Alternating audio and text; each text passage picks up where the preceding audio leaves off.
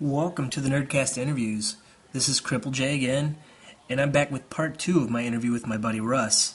This week we talk about obstacle course racing and his website, OCR Buddy. He's big into doing the Spartan races and a lot of those type of things. And we talk about what appeal there is to them, why he does so many of them, and actually getting hurt on the course.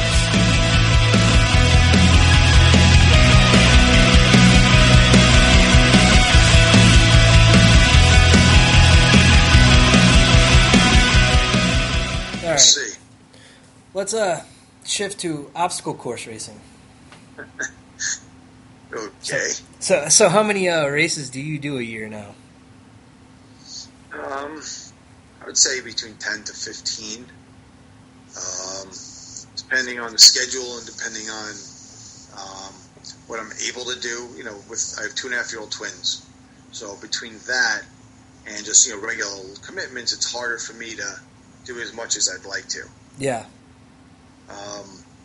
This year I'll probably do around 12 or 13. Last year I did a few more.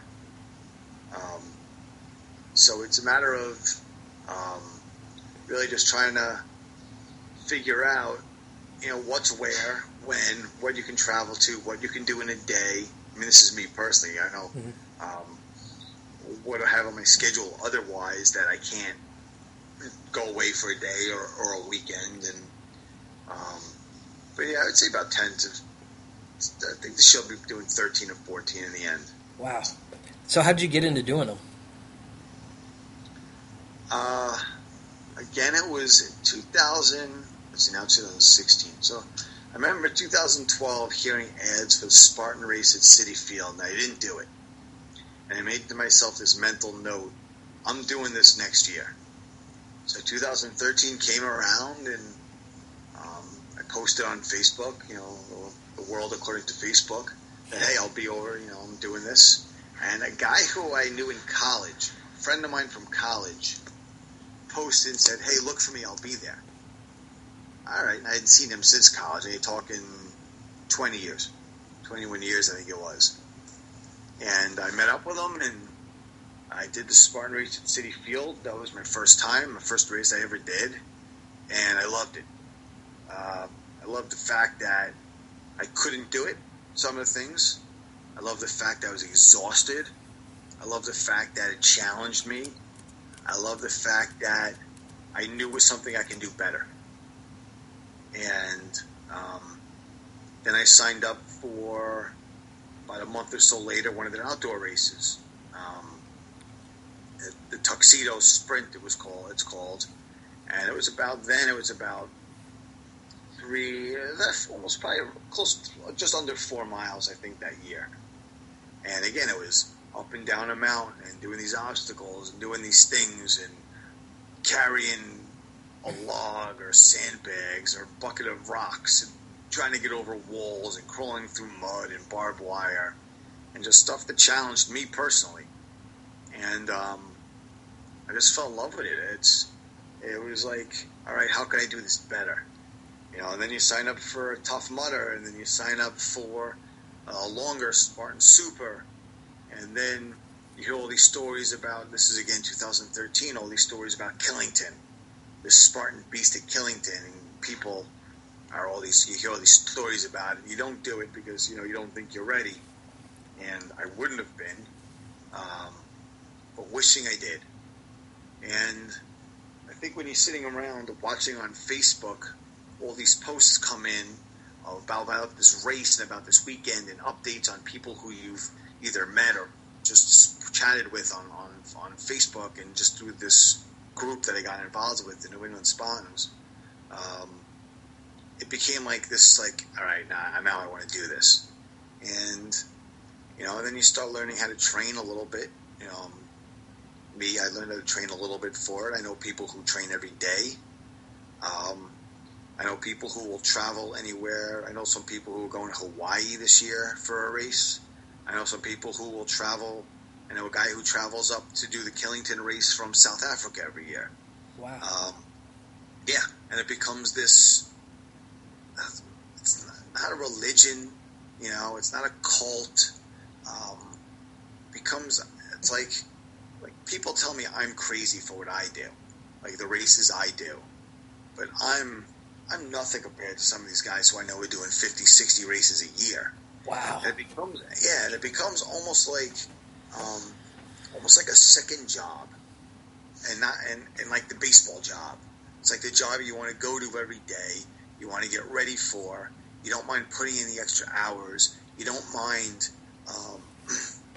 You don't mind at the end of the day that you're beat up and bruised and exhausted and have cuts and you know, you tore your shoes again and your shirt and this and that, and you just get up and look, when's my next race? You know, it's like, you know, it's a story like, you know, a guy who goes out drinking all night and, you know, oh my God, if I just get me to tomorrow, and I swear to God, I'm never going to do this again. You know, you wake up the next morning, you don't have a hangover. Guess what do? You drink it the next night. Same thing with some of these races. You're like, oh my God, if I get through this, I'm never going to race again. Oh, look, wow, when's this race starting? Okay, I'll go sign up. I completely understand that, because when I did the half marathon, I got done. I was so sore. I told my wife I'm never doing it again. I got my time, and then I'm like, I can beat that. Yeah. So I've always wanted to do another one. I just haven't been physically able to. Yeah, it's you know, like I can't remember. It's almost like it's a commitment. It really is. And you know, I'm committed to this, and to obstacle course racing, and I'm an enthusiast. I know people, like I said, who will do 2 races a weekend. I know. There's this person I know. Her name is Sandy, and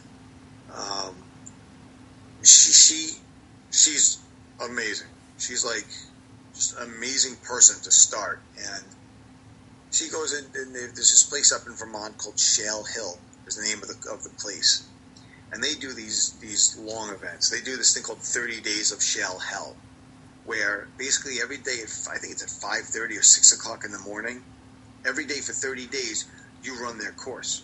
It's a permanent 6.5 mile course. Oof. So she would do that, and then one of those days, she would go and run a race somewhere else later that day, and then the next morning go back and do this. Or there's this other thing called 24 Hours of Shale Hill, where she would do, or whatever the race was. It's another called the Infinitus, where you have to do a certain amount of miles, like over 48 hours or something. Where she would like leave that place, go drive 3 hours, go do this other race, then come back and finish this other thing.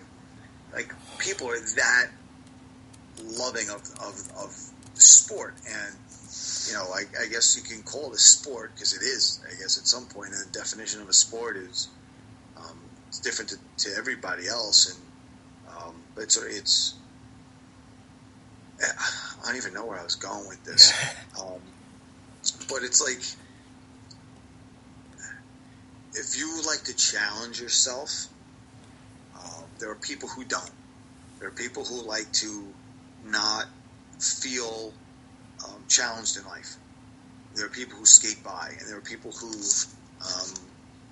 don't want to feel pressure ever. This is not for them. It's basically looking inside yourself and saying, can I do this, yes or no, and knowing that it's up to you. Granted, you'll have people with you and battle buddies and friends, but in the end, it's can you do it? And I've done races with groups of people, up to 10 people, staying together the whole time, and I've run races completely alone. And every time in the end, I may not feel the end at each race, but looking back at each race, you feel accomplished, you feel like you did something, you feel like you overcame something, you feel like you got through. Sometimes you feel like you've been through a war. Like, you feel it. I don't know what that feels like, but I know it's what I felt like. And other times, you feel like you want to do it again, like that day. And it's a feeling that, you know, I was never a runner. I was very heavy when I was a kid. When I was younger, I never ran. I never competed in races, and was always last. I was always the fat kid.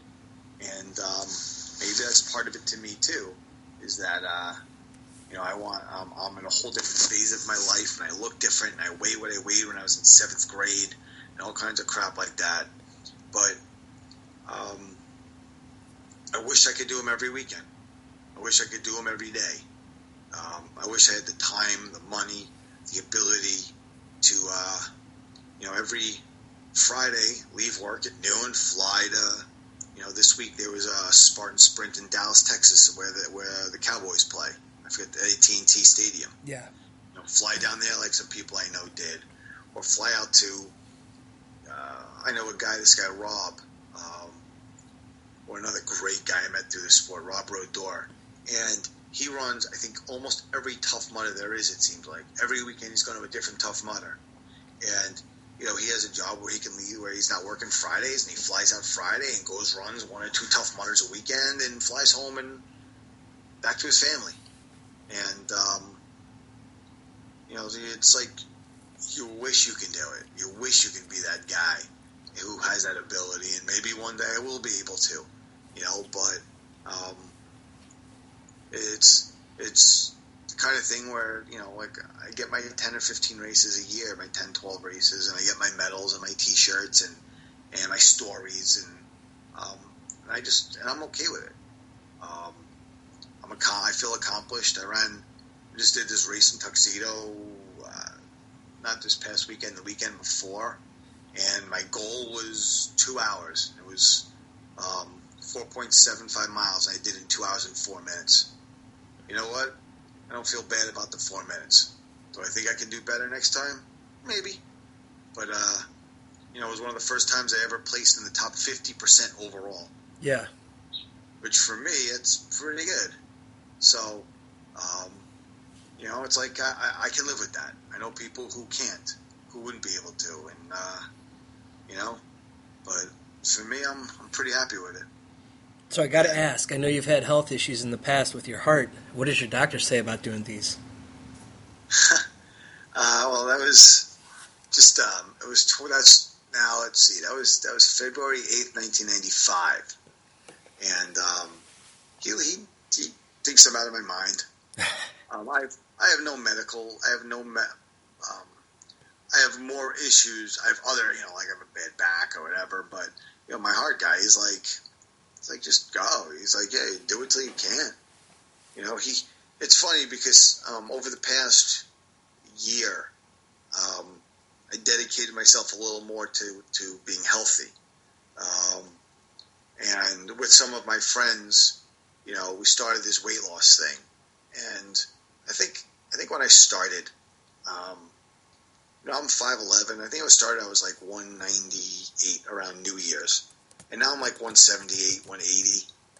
So my doctor doesn't mind it, my cardiologist, because I'm in good health, and I've lost 20 pounds since New Year's. So, and if this is the reason why, he's all good for it. Yeah.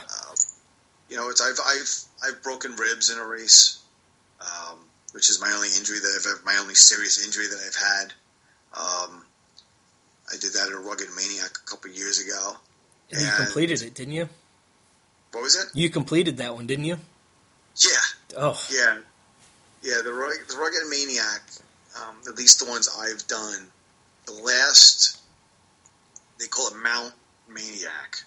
The last thing you do is, the last couple of years, like I said, this is the ones I've done, is there's like a half pipe that you get up, that you run up, that's like, I don't know, 10 feet up or maybe 12 at the most. Yeah. That you run up, you get up, then you climb up a ladder, and then like a rope ladder, and you slide down a slide. Well, what happened to me was I was going up the the quarter pipe, and someone grabbed my wrists. I didn't ask them to do it. They grabbed my wrist to pull me up, and everything's great with that. However, how they had that set up was at the very top there was a 4x4, a wood 4x4, and then a space behind it.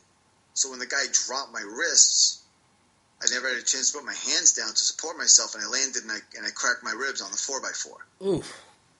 So I'm standing at this first level, knowing that I'm messed up.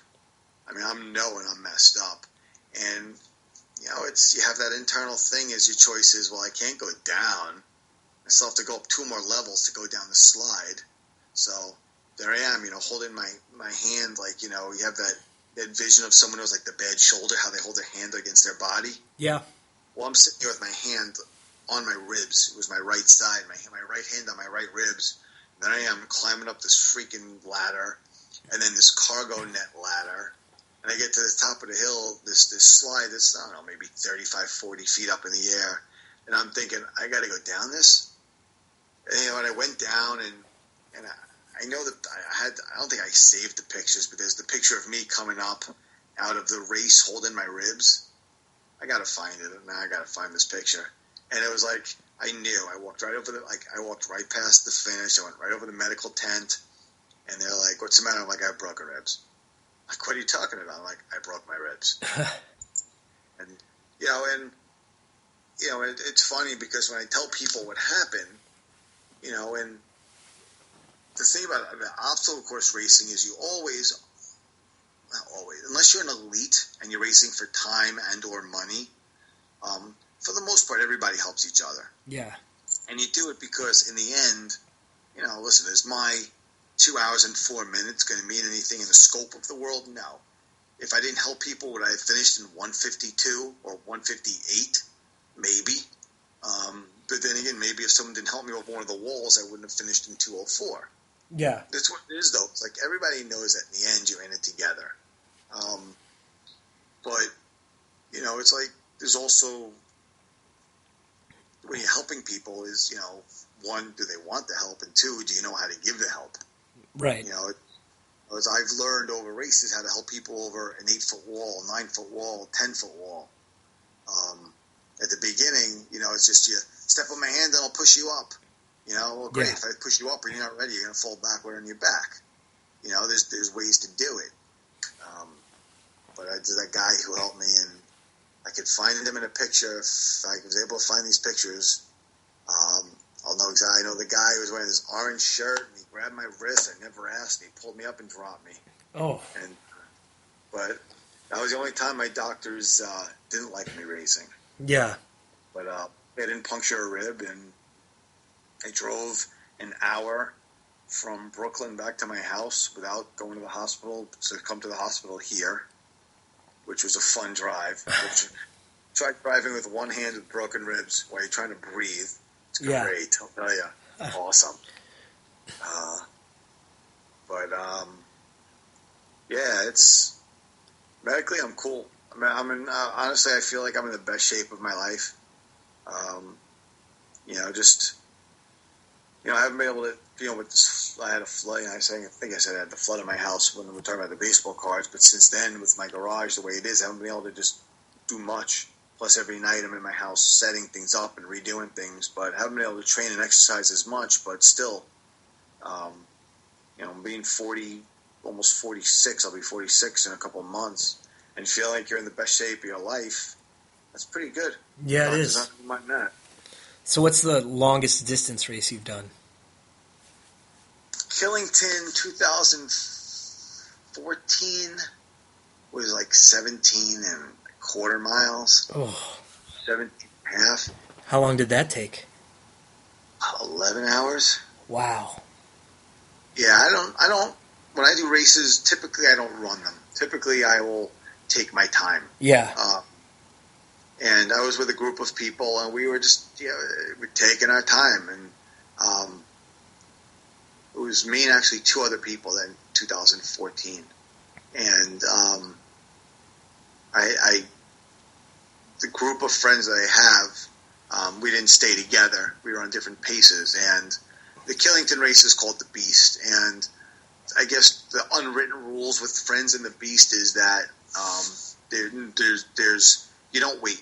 You don't, because there's times where you can get disqualified for not getting to certain obstacles by certain times, and just the Beast is a different race. At least, with me and my friends, the way we talk to each other about it.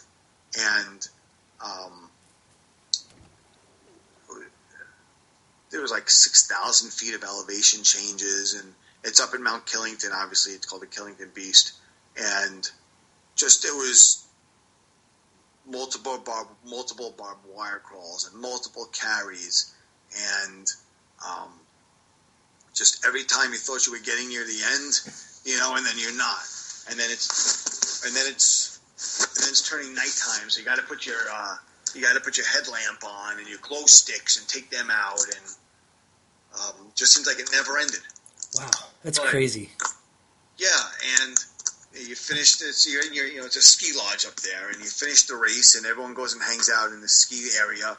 And I'm waiting for one of my friends to finish, and it was like, I see she come through the wall, and it was like this. She started crying. It was like this emotional purge because it was just this challenge that it's you hear about it until you do it. I mean, again, if you're not in the elite, you're just a guy, a pedestrian who is just trying to figure this sport out. It's crazy, and yeah, that was 17 miles, and then just a few months ago, I did one that was, I think they timed it anywhere between 15.7 and 16.5.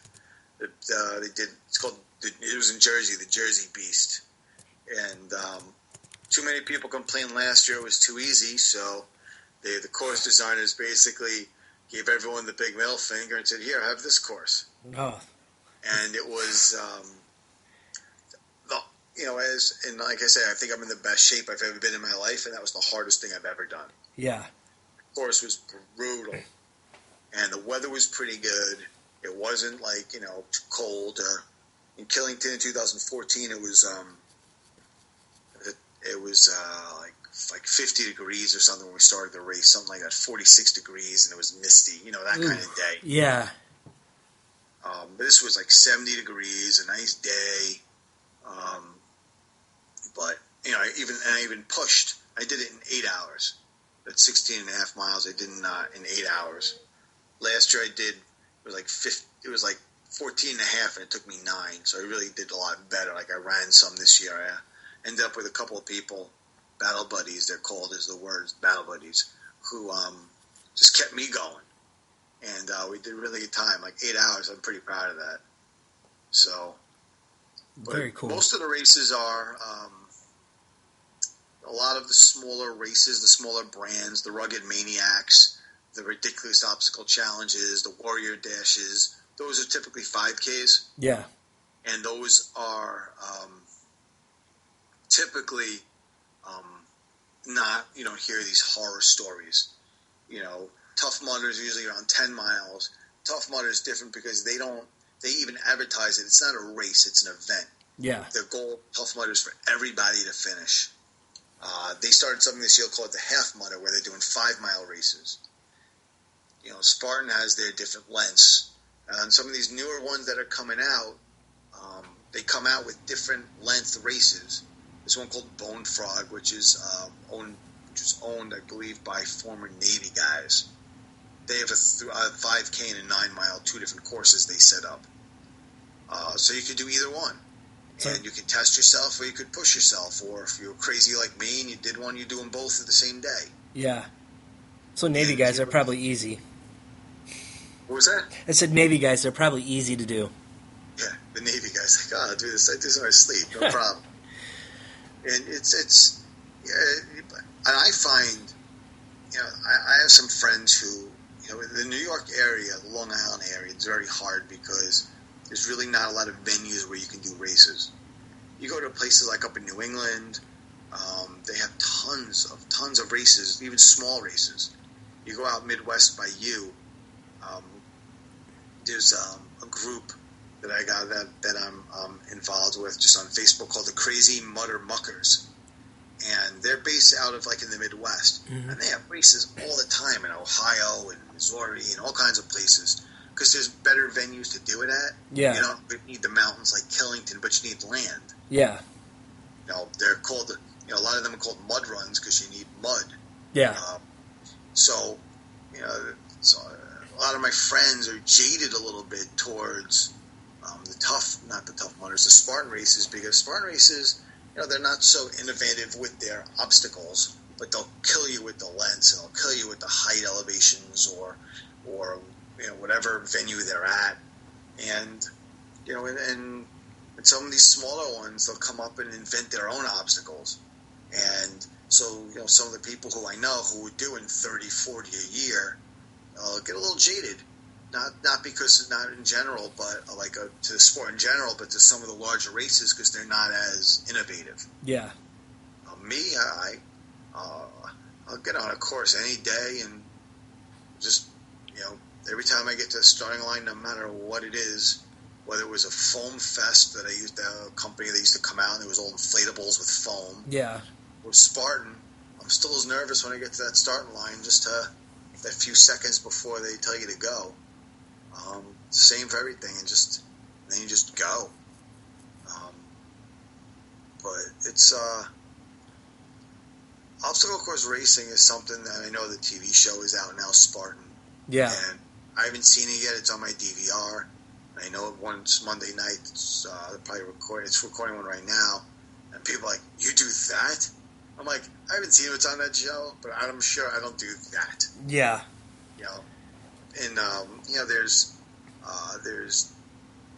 if you look on NBC Sports, what do they call it? NBC Sports, the network. Yeah. Spartan Race they have different shows that come on based upon different races. And those are obviously, they follow the elites. They're not following people like me. But you'll see those are the courses I do. Yeah. And, it's pretty fun to, I can't get a spear throw. I've hit one spear throw in my life. I do 30 burpees every time there's a spear throw. I can't do monkey bars. I've successfully completed them twice in my life. Once on a Spartan course, one on a Rugged Maniac course. I can't do it. I do burpees otherwise. It's fun just to, again, to me, it's fun to challenge. Any challenge out there is fun. I know you and I talk about getting you out there. We'll figure out a time at some point to get on a course together whenever you're healthy enough to do it with your ankle. And what's great is just, again, to me, there's a few different components to obstacle course racing to me. And one is the course. One is yourself. And the other is the people you're with. Now, it could be any or all three of those. And again, this is to me, because again, the elites and those that are competitive racing, either for placing or money, they're not going to help anybody else. They're out there for themselves. And God bless. They should be out there for themselves. If you're competing to win, you should only be out for you. The other 99% of us, the people you're with, either you have friends when you start a race or you have friends when you finish a race. Because there'll always be people along the way that will need your help or you will need help from. Whether they're your friends, like you go into the race and you're with them, or you find someone along the race, that makes the race. It's so cool to have friends at the end of a race you didn't have at the beginning. Yeah. It's a very cool feeling. And even like at the 2000, I don't know, at the Jersey Beast race I just mentioned, I said that there were a couple people who, battle buddies who kept me going. I didn't know either of them when I started the race. We're from the same group, the New England Spawn group, and we may have known each other's names just from the Facebook posts, but now they're my friends. Yeah. And in the last year, Killington, 2015, there's a friend of mine, and there was a water issue during this race overall, and the two of us stayed together between a water station that we skipped to getting to the next water station. And we were both getting really dehydrated, and we knew it. And we knew that there was we were like, this is bad. We both knew we were really getting dehydrated bad. But it was we got there and we finished and we're friends. And that's just an aspect of it. And then, you got you, meaning you against the race. And every person out there, from the competitive elite to the person doing their first one, they're going to the starting line themselves.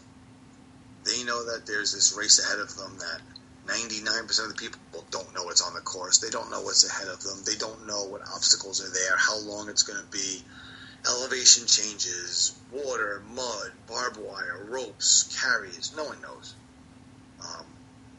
And to you're out there and you're getting to the start line and you're going to face it yourself. And one of my favorite sayings is that a DNF is better than a DNS, which means that a do not finish or did not finish is better than did not start. Because I think it's better to get to a starting line and attempt it and fail as opposed to failing by not even trying. And then wondering if you could ever do it. Right. And, which is, I guess, part of when I talked about the Killington race in 2013, part of me felt bad, I don't know if bad is the right word, but jealous or upset because I didn't even try. I said, I can't do this. Yeah. Granted, my wife at the time was pregnant with twins and she was due in 6 weeks, so it's probably a smart move not to go. So yeah. I could pull that card out, the pregnant wife with twins card, which I think is an okay card to play at that point, because the other races I did, I would have a phone that I'd have to leave on in someone's pack or my pack that if it rang, I knew immediately I was leaving. Yeah. Luckily that never happened. Yeah. So just I was going to say the other thing is there's you, your friends, and then the course. I think it was the three things that I said. Yeah. And the course is just that unknown. Like it's like you're almost like standing in the front of a tunnel, and you don't know how long the tunnel is. I mean, sometimes you know it's a 5K, but you don't know how long the tunnel is. You don't know what's on the other side, and you say to yourself, "Screw it, I'm going to go, and I'm going to face this course, whatever's there, and just do it." Yeah. And yeah, so those three things are just to me what makes obstacle course racing fun. So out of all this, you've started an app, OCR Buddy. OCR Buddy. Give me a quick rundown of it. Last year, you got to realize that there's the major ones. Spartan. I said Spartan Race, Tough Mudder, Rugged Maniac, Warrior Dash. And there's like insane inflatable 5K and ridiculous obstacle challenge. You have some of these major national races. And then there are dozens of smaller races that, like my friends in New England know of because the ones in New England and the guys in, Vermont might know or this or that.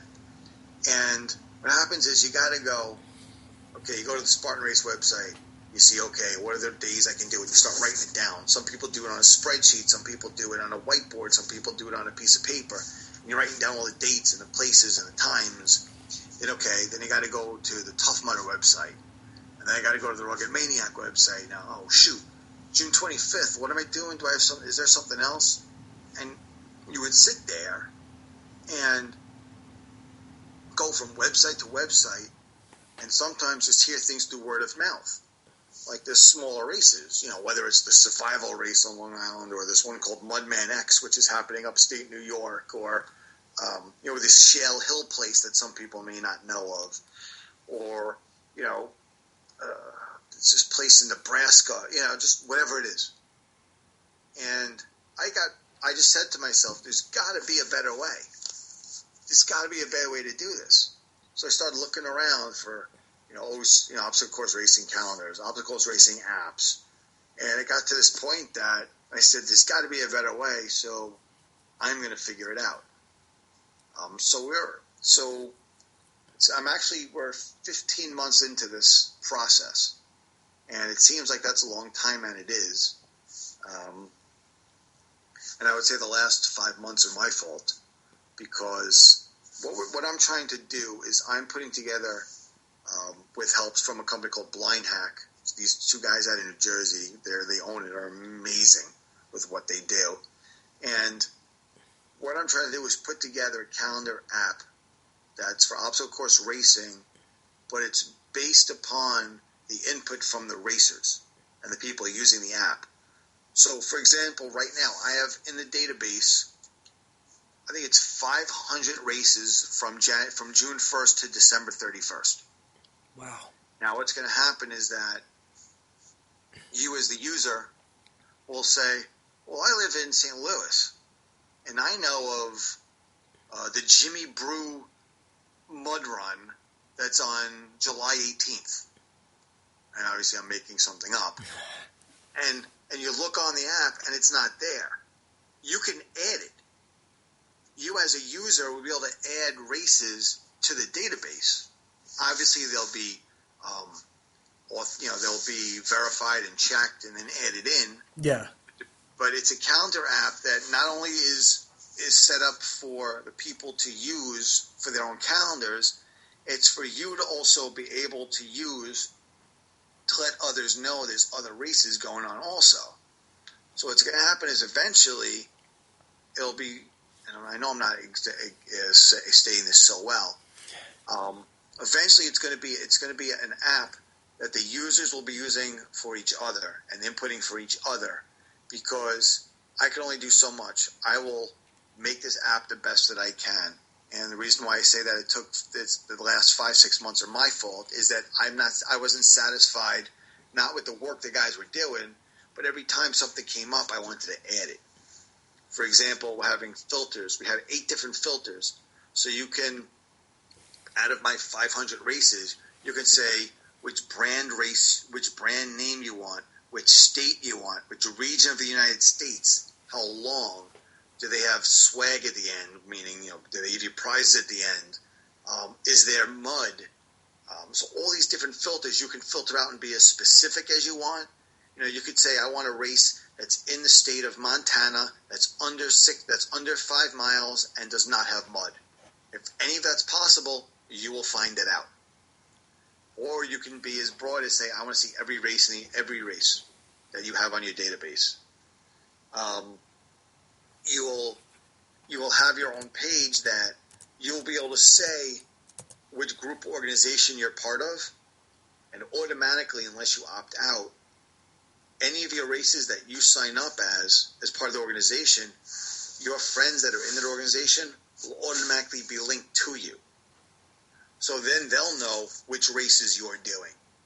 So it becomes a social media aspect as well, and that brings in people racing with each other. Yeah. Because you'll be able to indicate which races you're racing in, and your friends will see that. So not only will you know which races you're doing, you'll know who you're doing the races with. Yeah. Through each race, we're going to have an active link, so you can go directly on your phone to, the Spartan race in Texas, the Rugged Maniac in North California, the Jimmy Jack 5K mud run in Nebraska. You'll go directly to their website, so you can sign up directly, and you can go find out all the information. We're not signing people up. We're just getting people the information they want to be able to sign up, to decide what races they want to do in one spot. So right now we have information from 89 different race brands in our database. Wow. From all over the United States. I don't think there's any in Alaska. Besides that, I think we got every other state covered except maybe Maine. I'm not sure. But, all the time I had, we're going through the internet and going through different things and trying to find new races that aren't in the database and entering them. Because I want this to be as complete as possible. I want to be able to use, I get these different builds on my phone as we're doing through it, and the artwork and this. And another reason I say it takes 5 months is that I'll be like, hey, maybe the font should be a little bit bigger. Maybe this, maybe that. And it got to the point that I had to, they said to say to the guys, okay, any suggestion I make from now on, just table it to the next version. Yeah. Table it to the next thing, because it gets to a point that you don't want it to be you want it to be perfect. You want anybody who's going to download it to open it up and be like, this is the best thing since sliced bread. Yeah. But I have to be reasonable with myself, because we've now set the date for our beta releases is going to be August 1st. So, we have a beta release we're going to do, and then obviously a live release, and there's going to be some things added in between.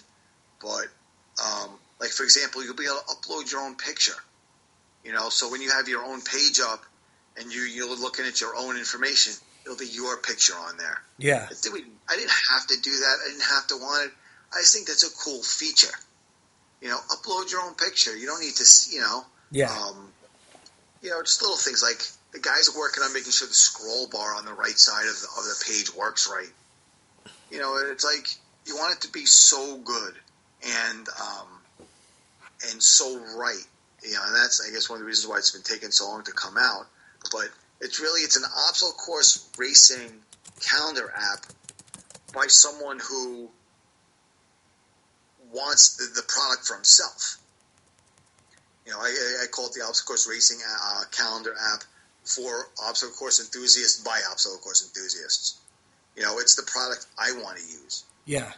And so it's there's just trying to remember like all the little, like, I'll be a moderator and I'll be able to have moderators, and we're trying to come up with a system that if you enter enough races and they're verified, you'll get a point system. If you get to a certain point system, you'll be able to become a moderator, just so that you want the users to be using it. You want them to be part of it. You don't want them to be just feel like, hey, this is just spitting information at me. Right. Build a community.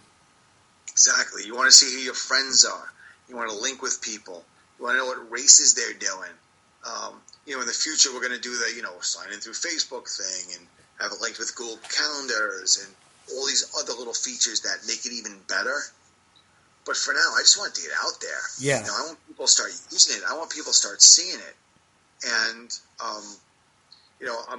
there's going to be a one-time charge, $1.99. And what a lot of people don't know about the apps that have a fee is that Apple and Google take 30% off the top. Yeah. So a lot of people don't know that. So I'm going to make it round. I'm charging $2, really. So 60 cents of it is going right to the fees for 60 cents per purchase. What I'm also doing is per purchase, I'm donating 40 cents to various charities. So whether I have one purchase or a million, I've already come out and said it that I'm doing it, because I'm going to be doing it, is that 40 cents per purchase is going to be going to various charities. And a lot of, in the obstacle course racing community, cancer is a big charity, and obviously the veterans is a big charity. So what I'm going to be doing is taking 20 cents per towards one area, 20 cents for the other area, and I'll come up with how I'm going to do it. Maybe it's, per, who knows how many people are going to buy this thing, and hopefully I'll have millions, and I can do this. Is it maybe, $1,000, every $1,000 I'll send to different charities, because there's tons of these smaller charities around that, it's not always the American Cancer Society. There's this subgroup of my New England Spawns group called Team Mike McNeil that they raise money to fight cancer. Wounded Warriors and all these various other, organizations that are working towards raising money to help the veterans and the people that have come home, really, the veterans that have come home and are having trouble, whether it's with PTSD or anything else, to try and raise money for that. So that's what I want to do, is give back that as well. So it's also trying to be aware of the issues that are important to the racers and give back to them too. So I'm trying to be a little conscious of the world around me as well as I do this, because I'm lucky. I'm in good health. I could run races. I have not been stricken with too many issues in my life medically. I had a heart surgery 20-something years ago. But besides that, I'm pretty good. I know that there's people out there that aren't. I know there's people out there that have families, members of their families who were struggling from coming home from a war, or or struggling with cancer and whatever. And if I can do a little bit to help, it'll make this whole venture that much better. And the guys who I'm working with, these guys at Blind Hack, are 100% behind with everything I'm doing. They're a tremendous amount of work. Because I'm not the easiest person to work with, although they tell me I am. They tell me I'm really easy to work with. I know I'm not easy to work with, but it's a love. It really is. It's almost thinking about it while I'm talking about it. Is I'm actually taking this love I have for the racing and I'm putting it into this app that I'm trying to build and put out there, only because I know it's needed. I know it's wanted. I know I want it. I want it working, like I said, because I want to use it. Yeah. I want to have it on my phone. So it was funny because today I'm having an issue trying to find a certain level race within Spartan. Literally, Spartan Super. I'm having trouble finding supers that I could run this year because if you're on a sprint, a super, and a beast, it's called a trifecta. Yeah. And I'm trying to make sure I have at least one. Last year I got a double. And I'm literally sitting in my car at work during lunch, and I'm thinking to myself, oh man, I got to go through that website and think of and try to go through that calendar. And it pops in my head and goes, wait a second, I have this on my phone, this build on my phone. So I put on my phone, Spartan Race, and then I put the length, and there they all were right on my phone, all by the dates. Because I have a calendar or a list. You can set it up either way. And I set it up and bang, it was right there on my phone.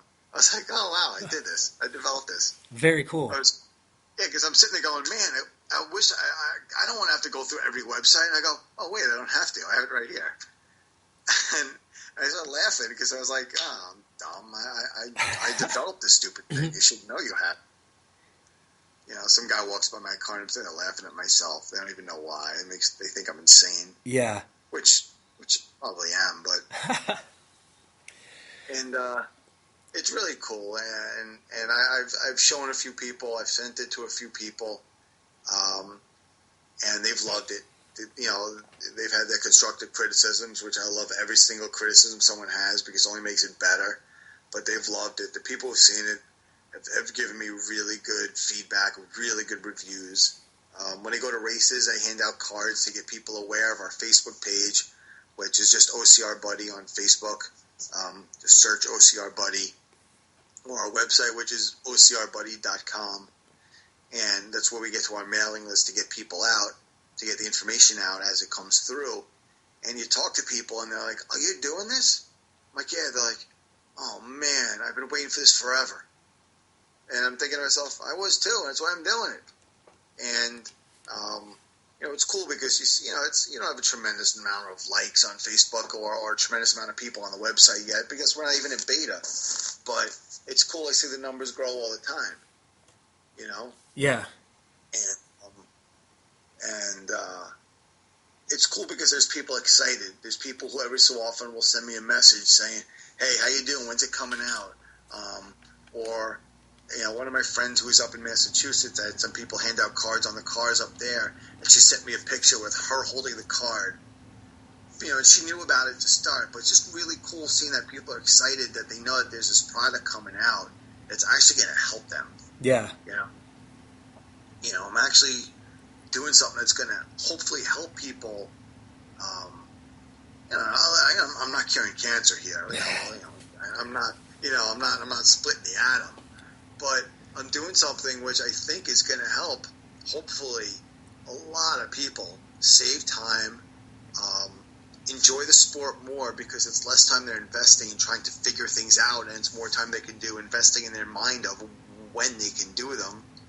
And I think that also it gives people, it'll help people with that social aspect, that we talked about before, because you can go, hey, who do I know is doing the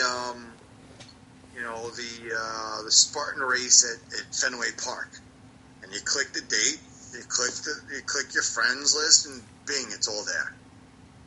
Oh, Mike's doing it, Eugene's doing it, Tom's doing it, Sharon's doing it, and it's just a whole different aspect. I think that someone somewhere along the way, for the 5 or 6 years the sport's been out there, no one thought of doing. Until some guy sitting in Long Island in his bed at 11:30 at night in February last year goes, well, I could do this. And that's what happened. Yeah. Well, I look forward to using it once I'm cleared to do anything. Yeah, your ankle will get better soon. That's my shoulder now. Oh, right. You told me about that. Yeah, I'm sorry about that. Yeah. You told me last week. It's been your ankle for so long, I just use that as the general issue for you. Yeah. Yeah, most people do. So, all right, man. It was good talking to you. Talking to you, too. It's been, like I said, it was 9 years the first time I've heard your voice. Yeah. And we started writing together. Was it Inside Pulse? Yeah. Yeah. Yeah, that was... It's a whole other thing I wanted to get back to doing one day is writing articles. Hey, our website's open to you. Yeah, I know. I've written 2 so far. I'll get back to it, I promise. All right, man. Ain't in the mud, man. That's what we love doing. Yeah. All right, well, it was good talking to you. Talking to you too, buddy. Have yourself a good day. All right, you too. All right. Okay. Bye. Bye. There you have it, me and Russ talking. You can find OCR Buddy at OCRBuddy.com. The app isn't available yet. It's going to go into beta testing soon. Go into the website, sign up for the mailing list, and they'll let you know when it's available for everyone to use. Be sure to check us out at Nyrdcast.com. That's NYRDCAST.com. On social media, Twitter and Instagram at Nyrdcast, NYRDCAST. We're on Facebook, as Tunner says. Google it. And I'll be back next week with another interview. This is Don't Say a Word by As December Falls.